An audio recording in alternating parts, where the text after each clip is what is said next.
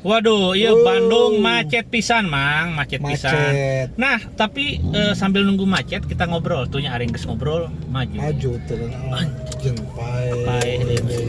Jadi ada. Mang, jadi hari ini penting ya. Penting kenapa? Karena ini terkait isu yang lagi rame nih. Kemarin kan ada bobotoh yang dianggap melecehkan Betul, Mang Eko. istrinya Coach Rene Alberts ya. Dan tadi siang sudah klarifikasi. Udah menghadap ya, udah bertemu. Dipanggil. Jadi gentle ini perlu kita apresiasi nih. Jadi kalau ada orang mengakui kesalahan, berani bertemu itu harus kita apresiasi ya. Nah, harapnya saya Tendi ya. Akun atau Tense. Ya, Tendi ini sempat nge-DM. Tadi kan DM-nya udah saya liatin ke Mang Gus dulu ya. Betul. Jadi betul, Mangko. ngomong ke saya itu ya orang ini stay di sini.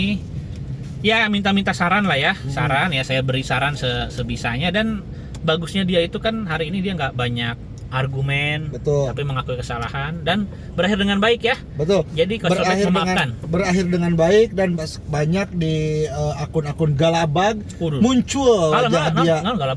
Galabag. Akun-akun badag. Oh, akun gede muncul wajah dia dengan tulisan permohonan maaf dari yang sudah menghina istrinya Coach Rene Alberts. Jadi udah clear ya, udah clear.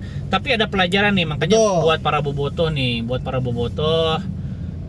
baru kasus sebelum kompetisi dimulai ya. Nah, nanti menjelang kompetisi dimulai atau pas mulai kompetisi, ini sebetulnya mulai banyak nih kelakuan bobotoh yang tanpa disadari itu bisa berakibat fatal. Nah, makanya gini Pak, sebelum ini ya. Kita bisa flashback ke belakang. Jadi sebelum kejadian ini pernah juga menimpa salah seorang kiper Persija. Kiper Persija Andri Tani. Itu kasus ini hampir serupa. Iya. Jadi terkadang netizen itu ketika menyalahkan atau menghujat seseorang akun itu dia tuh selalu melebar, suka bawa-bawa keluarganya, dan istrinya, jangan lupa anaknya. Alasan kepindahan Rahmat Irianto pun katanya karena bonek ya, adalah kan bonek juga ada oknumnya ya, itu udah membawa keluarga, makanya Rahmat Irianto ya mungkin nggak gerah lah ya. Gerah mungkin. Nah itu, jadi kita juga sebagai sekarang di dunia digital, apalagi generasi Z yang sekarang ya harus lebih bijak menggunakan sosmednya. Jadi jangan, sudah tahu kasus Andri Tani, bahkan sebelum Andri Tani juga banyak kasus-kasus yang tidak terekspos, yang mungkin netizen juga kurang tahu, tapi ada yang dikasuskan seperti itu. Dan yang terakhir mungkin kasus sekarang yang menimpa teman istrinya Coach Robert. Jadi gini, Mang, Anda tuh kalau misalkan, jadi gini, sebetulnya di antara pemain saya tahu kok, waktu itu kita udah sempat ketemu ini kan ketua APPI ya, asosiasi pemain. Nah itu. Waktu itu kita udah ngasih tahu kalau jadi pemain bola ini kan public figure. Jangan baperan ya, jangan baperan. Nah, dan sepakat ya, kalau buat para pemain kayaknya mental udah dilatih terus ya, biar nggak, minimal kalau nggak mau sakit hati jangan buka medsos. Tapi kalau siap sakit hati, lihat medsos nggak apa-apa, tapi mental mereka udah siap. Tapi ingat, yang siap mental itu cuma ketika pemain diejek dirinya sendiri, dihina, caci maki, mereka udah kuat. Tapi kalau keluarga sampai dibawa-bawa, itu belum tentu mereka nerima, gitu loh ya. Betul. Jadi ini juga bisa jadi contoh juga, sekarang kita contoh-contohan aja. Jadi mental pemain itu bisa ambruk, bisa menjadi ciut, bisa down karena banyaknya komentar yang tidak diberikan sama netizen, sama follower.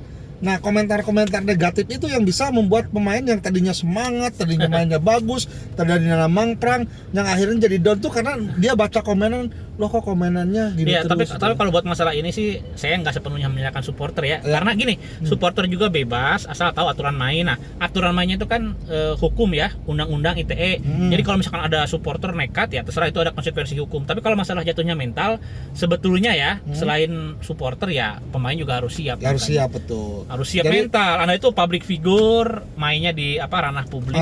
Jadi kudu siap segalana. Iya. Nah, jadi satu pelajaran buat kita semua, bukan hanya kalian, tapi kita juga Mang Eko dan saya juga Gus Dur, jadi pelajaran.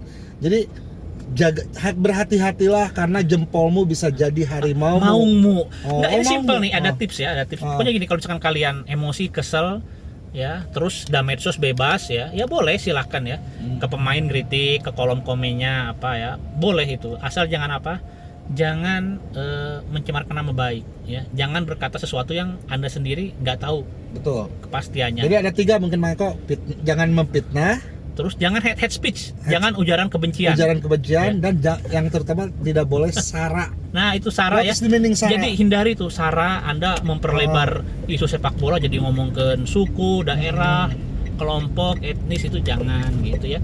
Itu aja sih simple. Oh, jangan mengancam ya. Teman-teman, Anda tahu yang kasus menerima apa?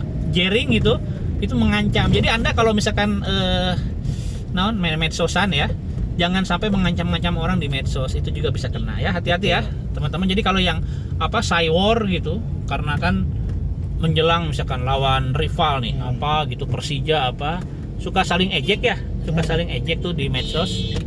Saat itu memangnya suka saling ejek kan di medsos. Nah, itu jangan sampai mengancam, terus apa, ngancam. Saya lihat ada yang ngajak sampai apa, berkelahi atau apa, ingin membantai. Udahlah, itu mah jangan aja udah.